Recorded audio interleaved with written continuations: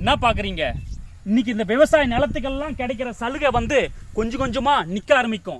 அன்னைக்கு விவசாயம் பண்ணுற எல்லா விவசாயம் பண்ணுறதை கொஞ்சம் கொஞ்சமாக நிறுத்த ஆரம்பிப்பான். அன்னைக்கு தான் இதுதான் சான்ஸ்னு சொல்லிட்டு ஒரு நாளைக்கு பல கோடி சம்பாதிக்கிற கார்பரேட்காரன் இந்த விவசாயம் பண்ண உள்ளே வருவான். அவன் வச்சுக்கிற பணத்தை வச்சு பல ஆயிரம் ஏக்கர் நிலத்தை வாங்குவான். அந்த நிலத்துக்கு வேலை செய்யறதுக்கு இன்டர்வியூ வச்சு ஆளை தேர்ந்தெடுப்பான்.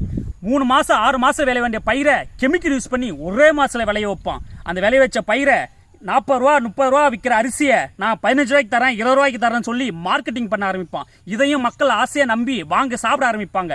எப்போ இந்த விவசாய நிலம் எல்லாமே கார்பரேட் கண்ட்ரோலில் உள்ள வருதோ அப்போதான் 1 கிலோ அரிசி 6000த்துக்கும் 7000த்துக்கும் விற்க ஆரம்பிப்பான். அன்னைக்கு இருக்கிற ஏழை விவசாயம் எல்லாமே பட்னியை கடந்து சாக ஆரம்பிப்பான். காசு வச்சுக்கிறவன்லாம் அந்த அரிசியை வாங்கி சாப்பிடுவான். அவனும் ரொம்ப நாள் வாழ மாட்டான். ஏன்னா கெமிக்கல் யூஸ் பண்ணி இந்த பயிர் வந்து சீக்கிரம் அவனும் செத்து போயிடுவான். அன்னைக்கு கார்பரேட் கொடி கட்டி பறக்கும். என்ன கஷ்டம் வந்தாலும் என்ன துன்பம் வந்தாலும் நெஞ்ச நிமித்தி மற்றவங்களுக்கு முன் உதாரணமாக வாழ்றதை விட்டுட்டு கோழத்தனமாக தற்கொலை பண்ணிட்டு செத்து போன கூத்தாடி இன்னைக்கு ஸ்டேட்டஸாக வச்சு கொண்டாடுற தரங்கட்ட சமுதாயத்தில் வாழ்ந்துட்டு இருக்க நாமும் இன்னைக்கு டெல்லியில் விவசாயத்துக்காக போராடிட்டு இருக்க மக்களை நினைக்க மறந்து போயிட்டோம்.